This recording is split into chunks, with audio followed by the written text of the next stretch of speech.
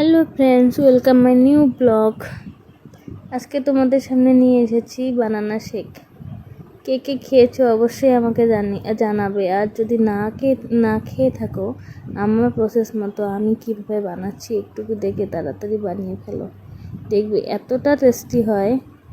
তার জন্য প্রথমে নিতে লাগবে একটা কলা অর্থাৎ বানানা, আর গোটা কয়েক আমন্ড, গোটা কয়েক কাজু বাদাম, আর খেজুর এসব মিক্স করলেও হয়, না করলেও হয়, তবে আমার কাছে ছিল, আমি ওর জন্য মিক্স করলে একটু খুব ভালো লাগে আরও বেশি। তারপরে স্বাদ মতো তোমাদের চিনি নিয়ে অল্প একটুকু দুধ দিয়ে প্রথমে পেস্টটা বানিয়ে নেবে। তারপরে পেস্টটা বানানো হয়ে গেলে তারপরে আর 2 কাপের মতো আমি দুধ অ্যাড করে নিছি। তারপর ওটাকে আবার পেস্ট করে নিয়ে একদম সফট হয়ে যাবে, দেখবে।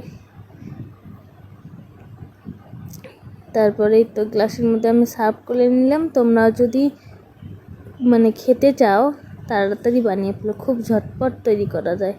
থ্যাংক ইউ সো মাচ আমার ভিডিওটা দেখার জন্য।